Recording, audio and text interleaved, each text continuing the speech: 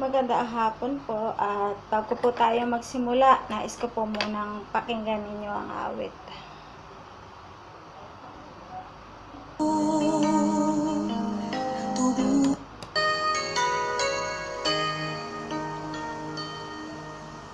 Diyos, sa pananalangin ko,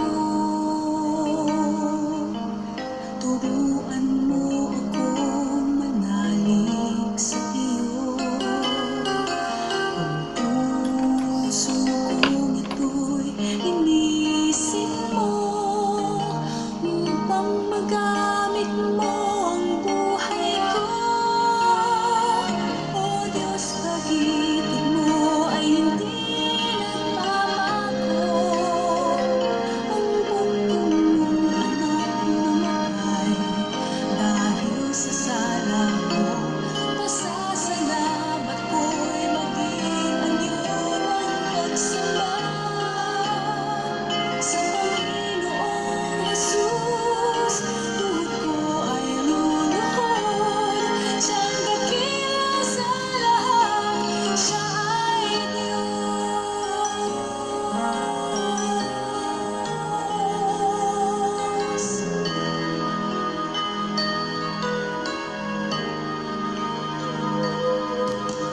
Diyos, sa pananalangin ko,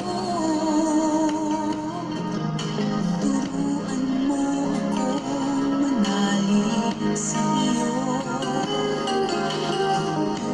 Puso kong ito'y linisin mo, upang magamit mo ang buhay ko. O Diyos, pag-ibig mo ay hindi babago. Ang buntong mong anak namatay dahil sa sala ko. Pasasalamat ko'y maging anyo ng pagsamba sa Panginoong Jesus. Tuhod ko ay luluhod, siyang dakila sa lahat, siya ay Diyos. O Diyos, pag-ibig mo ay hindi nagbabago. Ang buntong mong anak namatay dahil sa sala ko. Pasasalamat ko'y maging anyo ng pagsamba sa Panginoong Jesus. Tuhod ko ay luluhod, siyang dakila sa lahat, siya ay Diyos. Pasasalamat ko'y maging anyo ng pagsamba. Manalangin po tayo. Aming Ama, patuloy kaming nagpupuri at nagpapasalamat sa iyong pag-ibig na walang hanggan na patuloy mong ipinadarama sa buhay ng bawat isa sa amin. Hayaan mo na ang aming mga tuhod ay patuloy na lumuhod sa iyong harapan at ang aming mga labi ay magsabi na ikaw ang aming Diyos na aming sinasamba at sinasampalatayanan, Diyos na buhay at makapangyarihan sa lahat. Aming Ama, sa oras pong ito, pakalinisin mo lamang po ang aming mga puso at pagindapatin mo po kami sa inyong harapan. Hayaan mo na sa pag-aaral namin yung mga salita, sa pagdulog namin sa iyo upang hingin namin ang iyong pagmamahal, hingin namin ang iyong awa. Hayaan mo na ang Banal na Espiritu lamang ang siyang patuloy na manguna at kumilos sa aming kalagitnaan. Pinupuri ka namin, pinasasalamatan ka namin sa pangalan ni Jesus. Ito po ang aming samot dalangin. Amen and amen. So, muli po ay naririto naman po tayo sa hapong ito upang dumulog sa ating Diyos. Upang ang ating mga dalangin ay dalhin natin sa kanyang kabanal-banalang paanan. At bago po ang lahat, nais ko po munang makipagbukas kayo kung meron po kayong hawak dyan na banal na kasulatan sa aklat po ng unang kronika. First Chronicle chapter 16. First Chronicle chapter 16 verse 11. Ang sabi po rito, Dumulog tayo kay Yahweh nang ang tulong niya ay kamtan. Dapat siyang parangalan at sambahin araw-araw. So, iisang verse lamang po ito, subalit ang nais ko pong ibahagi ay sa inyo ay dalawang bagay na dapat po natin gawin upang ang habag po ng Diyos ay patuloy nating makamtan, upang ang awa ng ating Diyos na buhay ay ating maramdaman at ating maranasan. Sapagkat wala naman pong ibang nahahabag sa atin, ang tao ay mahabag man, subalit ang kahabagan na ipinadarama sa atin ng Diyos ay kakaiba at wala pong makakapantay sa habag na ito. Kaya nagkakaroon lamang ng habag ang Diyos sa buhay ng bawat isa sa atin kung tayo po ay tumatawag, kung tayo po ay naninikluhod sa Kanya, kung tayo po ay humihingi ng tulong at habag ng Kanyang kapangyarihan. So, tatlong bagay lamang po bago po tayo tumungo sa ating ipapanalangin. Tatlong bagay po ang nais ko pong iwanan sa inyo, nais ko pong ibahagi sa inyo sa sinasabi po ng aklat ng unang kronika, kabanatang 16, talatang 11. Ang sabi po niya rito, dumulog tayo kay Yahweh nang ang tulong niya ay makamtan. Dapat siyang parangalan at sambahin araw-araw.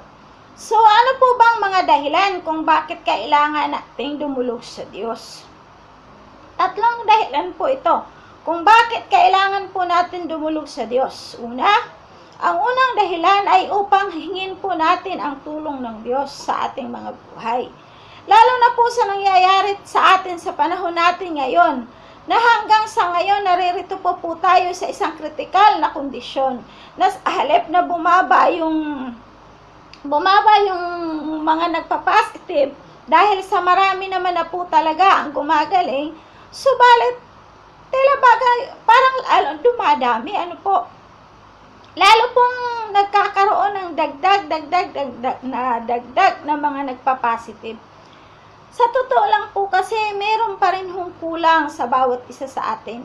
Sa bawat isang tao na nilikha ng Diyos, na yun po ang dahilan kung bakit dapat na magpatuloy po tayong manikluhod sa ating Diyos na buhay. Dahil siya lamang ang makakatulong sa atin. Siya lamang ang Diyos na siyang sasawata sa lahat ng nangyayaring ito sa ating lipunan, sa ating bansa. Ano po ang sabi sa sa Psalms, sa aklat po ng mga awit, chapter 10, verse 14, but you do see, for you note mischiefs and vexation, that you may take it into your hands. To you, the helpless commits himself. You have been the helper of the fatherless. Ang sabi pong gano'n ng aklat po ng Psalms o ng awit. Kita mo ang nalulungkot, pati na ang nagdurusa. Ika'y laging nakahanda sa pagtulong sa kanila. Ang walang maaasahan ay sa iyo nagpupunta pagkat di ka nagkakait ng tulong mo sa kanila. So, mga magulang ko't kapatid, maliwanag na sinasabi sa banal na kasulatan na ang mga walang inaasahan ay dapat po sa Diyos dumulog, sa Diyos po pumunta. Kasi kung minsan ang kabiguan ng isang tao ay naririyan, bakit tayo nagkakaroon ng kabiguan? Dahil ang ating hinihingi ang tulong ay ang mga tao o ang kapwa rin po nating tao na hindi natin alam yung kanyang sitwasyon, na isa rin po siyang humihingi at nangangailangan din po siya ng tulong ng Diyos. Subalit ang sabi ng Biblia, ang dapat daw po nating puntahan, ang dapat daw po natin hingian ay ang Diyos, sapagkat ang sabi niya, nakikita niya ang ating mga kalungkutan, nakikita niya po ang ating mga pagdurusa. Kaya pong sabi, nakahanda siya lagi na magbigay ng tulong sa bawat isa. Kasi nakikita niya ang lahat ng ating mga nararanasan sa buhay. Lalo na po sa ngayon, sa panahon natin ngayon, kung tutuusin, talagang bagabag po ang kalooban ng karamihan, lalo na po ang ating Pangulo, sapagkat dumadami po talaga ang nagiging positive.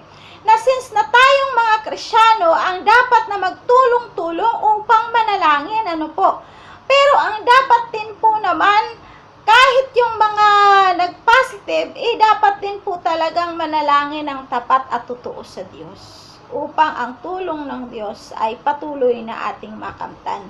Sapagkat ilang buwan na po tayo na nasa ganitong uri ng sitwasyon. Kaya magpasalamat po tayo.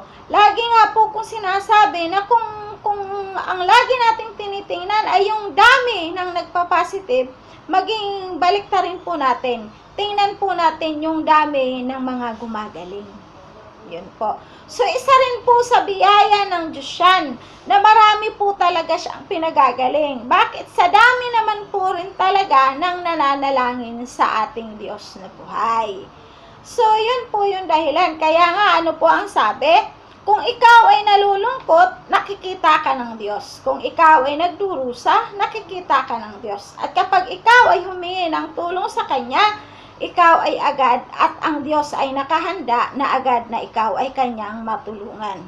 At ano pong sabi? Kung wala kang pag-asa, sa Diyos merong kang pag-asa. Kung ang bawat tao na nilalang sa sanlibutang ito, ang bawat tao na ating inaasahan at patuloy na nakapokus ang ating pag-iisip sa taong yun na siyang tumutulong sa atin, dumarating kasi ang pagkakataon na walang-wala din talaga at wala siyang maibibigay na tulong sa atin. Subalit ang sabing ganon, pag ang tao ay walang maibigay na tulong sa iyo, naririto ang Diyos. Nandiyan ang Diyos sa tabi mo. Siya ang nakahandang tumulong sa lahat ng iyong pagdurusa. Ang Diyos ay nakahandang umabot sa lahat ng iyong kalungkutan. Ang Diyos ay nakahandang umabot sa lahat ng iyong kabiguan. Ikaw ay patuloy na sinusubaybayan ng Diyos. Nag-aantay lamang ang Diyos na siya ay iyong tawagan. So, yan po yun. Pangalawa, ang sabi pong ganon, siya ay dapat parangalan. Siya ay parangalan. Sa 1 Samuel chapter 2, verse 30, ano pong sabi?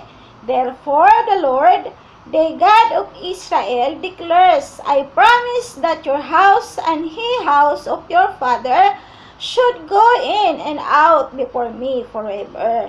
But now the Lord declares, far be it from me, for those who honor me, I will honor, and those who despise me shall be lightly esteemed. Sabi pong ganon.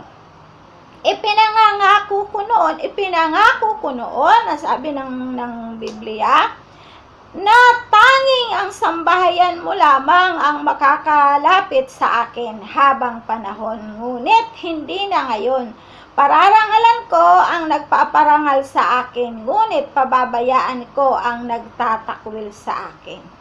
So, ayun po. Kung tayo po ay nagbibigay ng karangalan sa Diyos, ang sabing ganon, tayo po ay pararangalan din naman po ng Diyos. Subalit kung binabaliwala natin ang salita ng Diyos, binabaliwala natin ang Diyos, babaliwalain din po tayo ng Diyos. Kaya siguro marahil nagtataka ang ibang tao na bakit ang tagal-tagal na niyang nasa kahirapan ay patuloy pa rin siyang nagdurusa at patuloy pa rin naghihirap. Sapagkat hindi man niya sabihin at hindi man niya aminin ang katotohanan, kaya niya ito nararanasan ay dahil sa katotohanan ng kanyang puso ay wala siyang tunay na pananampalataya at pagtitiwala sa Diyos. Wala siyang tunay na pagkakilala sa Diyos. Hindi niya nararanasan, hindi niya nararamdaman ang tunay na kapangyarihan ng Diyos. Kaya nga yun po ang dahilan kung bakit kinakailangan na tayo ay laging dumulog sa pananalangin upang buksan natin ang ating puso, sabihin natin sa Diyos kung anong nilalaman nito, kung anong nararamdaman nito. Dahil kung minsan nakakaramdam tayo ng pighati sa ating mga puso, nakakaramdam tayo ng kalungkutan, nakakaramdam tayo ng sama ng loob, nakakaramdam tayo ng paghinanakit sa ating puso, subalit ang Diyos nakatingin sa atin.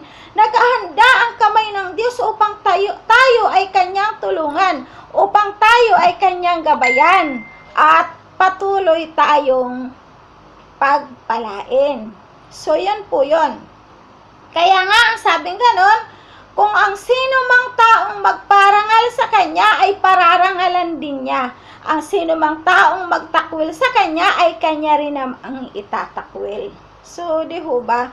Kaya yun ang dahilan kung bakit may mga tao na nagiging miserable ang buhay, sapagkat hindi nila binibigyan ng puwang ang kapangyarihan ng Diyos na kumilos sa kanilang mga buhay. Kaya mapalad po tayo na mga anak ng Diyos na merong tunay na pagmamahal at pagtitiwala sa ating Diyos na buhay. So ano po ang pangatlo? Ulitin ko po, ang mga dahilan kung bakit dapat tayo manalangin. Una, kailangan natin ng tulong. Nakuha niyo po. Pangalawa, siya ay parangalan. Ang Diyos ay dapat po nating parangalan. At ang pangatlo, sambahin araw-araw. So, yun po yung dapat nating gawin bilang mga Kristyano at bilang mga anak ng Diyos. Ano pong sabi sa Joshua chapter 24 verse 14? Now therefore, fear the Lord and serve Him in sincerity and in faithfulness. Put away the gods that your fathers served beyond the river and in Egypt and serve the Lord. Ayan. Isa-isang tabi po natin ang mga Diyos-Diyosan, ang sabing ganon, na sinasamba ng ating mga ninuno, mga kanunuan, ang sabi po ng Biblia. Sapagkat hindi po nararapat na tayo ay sumamba sa mga Diyos-Diyosan. Yun ang nagiging dahilan kung bakit ho ang biyaya at pagmamahal ng Diyos, ang kapangyarihan ng Diyos ay hindi maranasan ng tao. Sapagkat sa halip na sila ay dumirektang tumawag sa Diyos, sila ay dumirektang buksan ang kanilang puso na sambahin ng Diyos, hindi ho nangyayari dahil ang dami po nilang dinadaanan. Ang dami po nilang pinupunasan at dinadaanan. So hindi po, ang nais po ng Diyos ay patuloy na totoo ang ating pananambahan sa Kanya. Basahin po natin ulit sa Tagalog. Kaya naman ngayon, sambahin ninyo si Yahweh at paglingkuran ninyo siya ng tapat. Kalimutan na ninyo ang mga Diyos-Diyos ang ating sinasamba ng inyong mga ninuno sa Mesopotamia at sa Ehipto. Si Yahweh lamang ang inyong paglingkuran. So, nakukuha po natin. Itakwil na po natin. Kung ang panalangin noon ay meron tayong minimemorize na panalangin, ngayon ay kakaiba na po. Itakwil mo na yan. Iwanan mo na yan.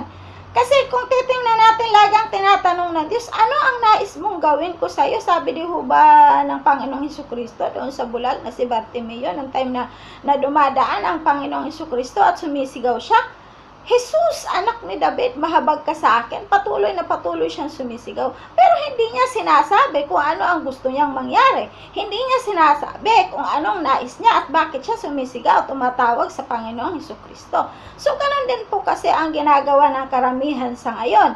Ang akala nila, ang Panginoong Hesukristo na ang tunay na tinatawag nila. So, balit ang dami po kasi nilang mga dinadaanan. Simple at diretso. Ano ang nais mong gawin? Si Jesus mismo ang tawagan mo. Buksan mo ang puso mo sa Kanya. Tanggapin mo siya sa inyong puso bilang Panginoon, sariling tagapagligtas ng buhay mo.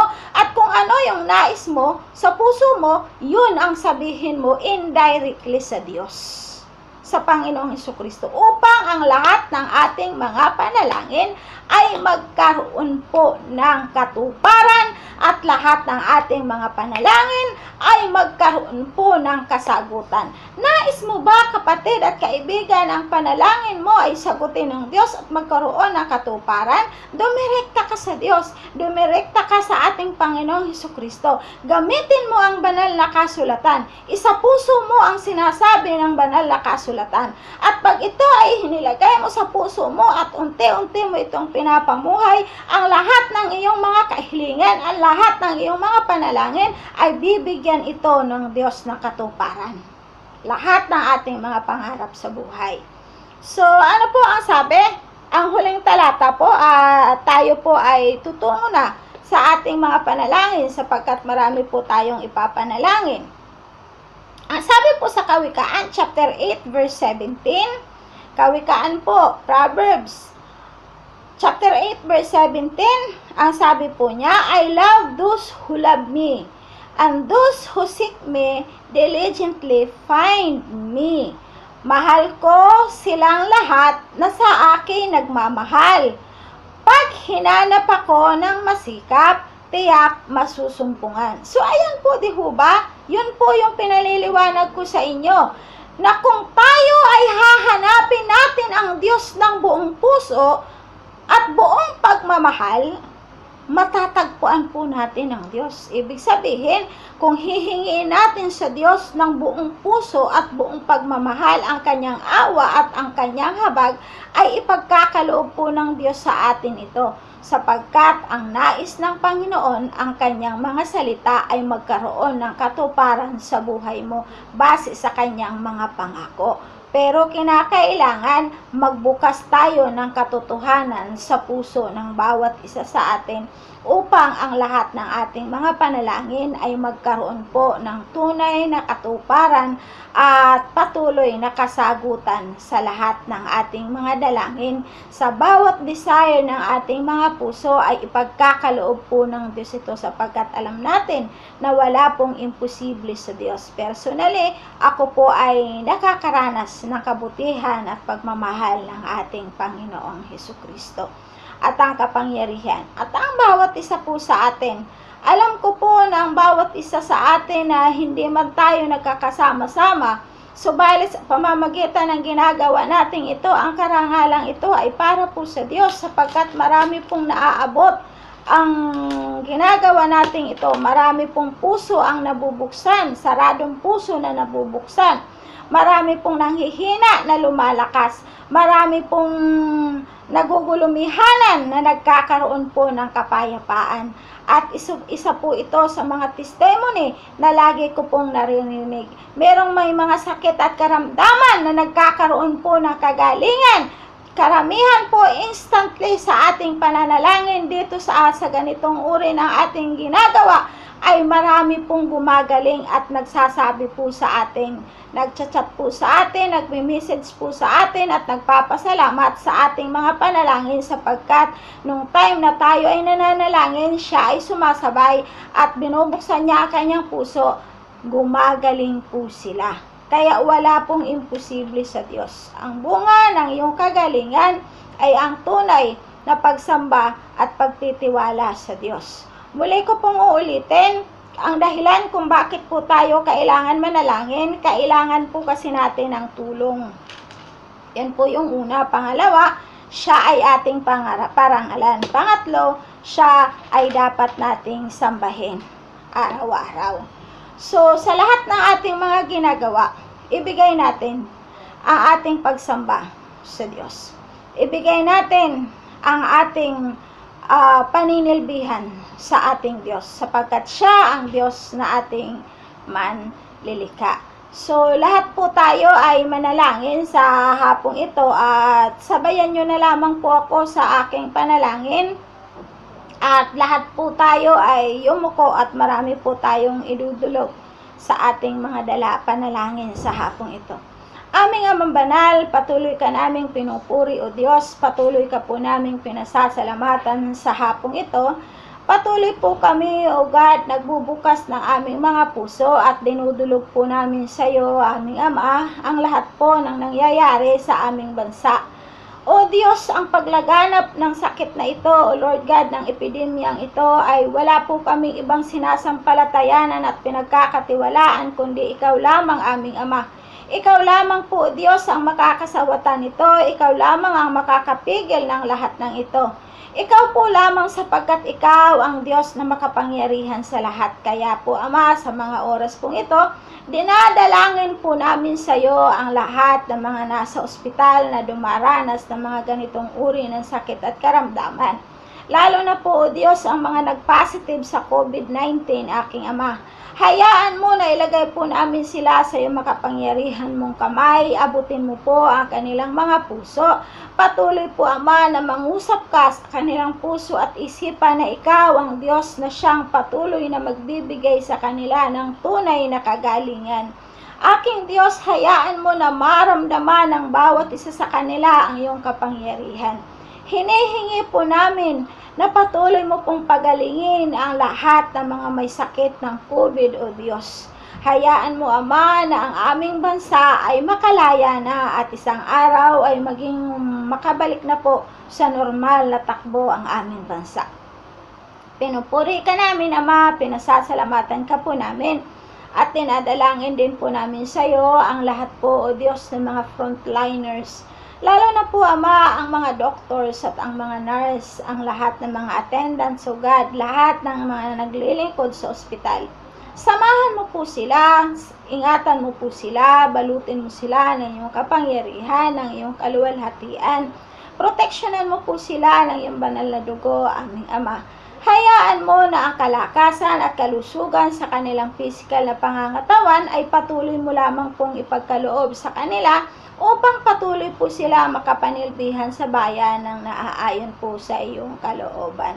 Aming Ama, ang tanging lakas lamang po nila ay magmumula sa iyo.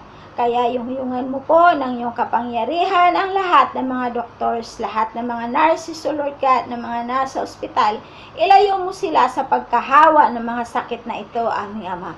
Bagkos, patuloy mo na pong lusawin at patayin ang virus na lumalaganap, O Diyos, sa pangalan ng aming Panginoong Hesukristo. At maging, O Diyos, dinadalangin po namin sa iyo ang aming mga frontliners, ang aming mga kapulisan, ang lahat ng mga pulis, ang lahat ng mga sundalo. Tulungan mo po sila, aming Ama, samahan mo po sila ng makapangyarihan mong kamay. Balutin mo po sila, O Diyos, ng iyong kaluwalhatian. Ilayo mo po sila sa mga ganitong uri ng sakit at karamdaman. Maging ang kanilang sambahayan ay patuloy mo rin pong ingatan, patuloy mo rin pong tulungan, aming Diyos. Hayaan mo na makita ka sa buhay ng bawat isa sa kanila. Bigyan niyo po sila ng kalakasan at i-provide mo po, Lord, ang kanilang mga panghangailangan. Pinupuri ka namin, aming Ama, pinasasalamatan ka po namin. At aking Diyos, sa mga oras pong ito, dinadalangin ko po sa iyo ang aming Pangulo ng aming bansa. Tulungan mo po siya. Ingatan mo po, O Diyos, ang aming Pangulo. Samahan mo po siya. Idaloy mo po ang iyong kalakasan at kalusugan ng kanyang physical na pangangatawan upang patuloy po na mapaglingkuran niya ang bansang ito ng naaayon sa iyong kalooban. Pagpalain mo po siya, aming Ama, maging ang lahat ng nanunungkulan sa bansang ito ay samahan mo rin po, ingatan, tulungan, gabayan at patnubayan. Kung sino man, O Diyos, ang may mga sakit at karamdaman, idaloy mo po sa kanila ang kagalingan na nagmumula sa iyo. At aming Diyos, dinadalangin ko po sa iyo ang aming butihing Vice Mayor ng San Pedro, si Vice Mayor Art Mercado, at ang kanyang sambahayan, ang kanyang asawa at ang kanyang mga anak, maging ang kanyang mga magulang. Ingatan mo po ang aming Vice Mayor, tulungan mo po siya, O Diyos, hawakan mo na makapangyarihan mong kamay, proteksyonan mo po siya, O Diyos, ng iyong banal na dugo, balutin mo siya ng iyong kaluwalhatian, hayaan mo na ang kalusug at kalakasan lamang ng kanyang physical na pangangatawan, ang patuloy mo pong ipagkaloob, maging sa kanyang pamilya, maging sa kanyang sambahayan. Ingatan mo po, salamat Ama sa pagpapala na ipinagkaloob niya sa akin. Ibalik mo po sa kanya ng higit pa sa kanyang inaasahan. Tulungan mo, Panginoon, ang aming Vice Mayor na si Art Mercado. Ingatan mo po siya at patuloy mo po siyang gabayan at patnubayan. Pinupuri ka namin, aming Diyos, pinasasalamatan ka po namin. At aking Ama, dinadalangin ko po sa iyo ang mga naririyan sa screen na yan. Nakikita mo ang kanilang mga pangalan. Nagbigay po sila ng oras upang patuloy na ikaw ay mapakinggan.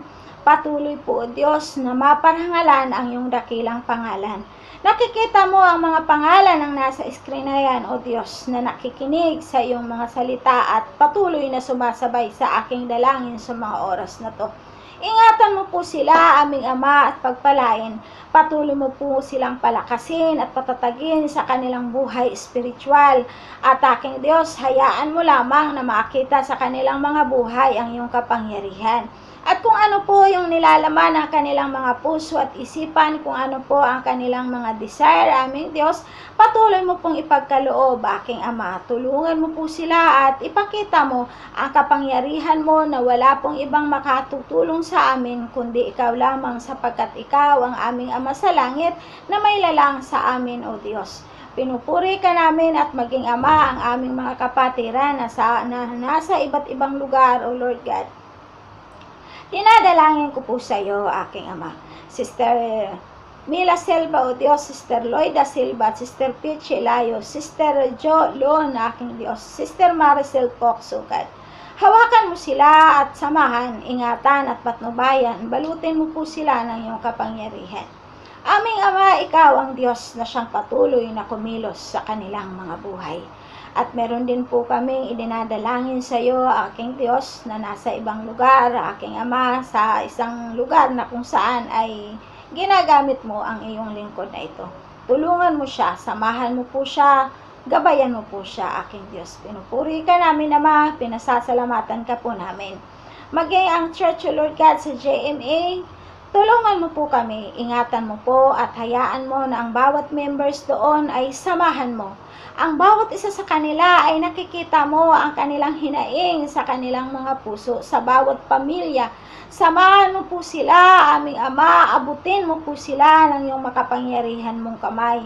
Pagpalain mo po ang bawat bahagi ng kanilang buhay.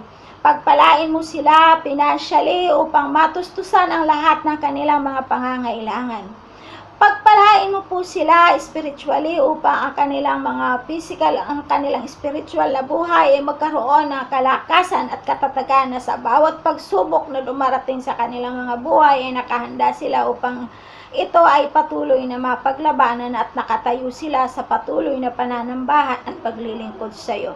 Aming Ama, ang aming church po, O Diyos, sa JMA ay i-provide mo po, aming Ama, ang lahat ng aming mga pangangailangan doon, ang lahat ng mga instrumento ay hayaan mo, O Diyos, na i-provide mo po, aming Diyos, upang patuloy sa aming pagpupuri ay meron po kaming magamit. At patuloy naming minimithi, patuloy naming inaasam na isang araw, aming Ama, ay magkasama-sama na po kami, physically, personally, nasasamba, magpupuri at luluwalhatiin ang dakila mong pangalan. Kung ano man, O Diyos, kung sino man ang nakakaramdam ng sakit at karamdaman sa lahat ng iyong mga members, O God, sa JMA, pagalingin mo po sila, dampian mo ng iyong kapangyarihan, dampian mo ng iyong kaluwalhatian at maranasan po nila ang iyong pagkalinga, maranasan nila ang yakap ng iyong mapagpalang kamay. Pinupuri ka namin, O Diyos, pinasasalamatan ka po namin.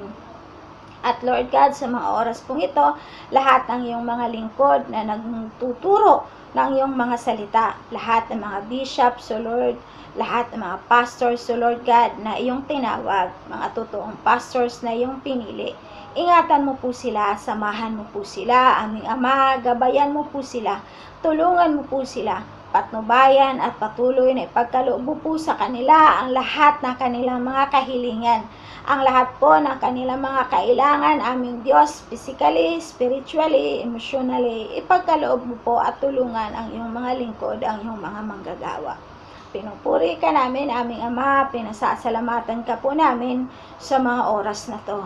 Patuloy kaming dumudulog, patuloy kaming nagpupuri sa iyo, patuloy ka naming sasambahin, patuloy kaming nagpapasalamat sapagkat ikaw ang Diyos na nangako na anuman ang hingi namin sa panalangin, ang kinay namin na ito ay natanggap na namin at ito ay mapapasa amin.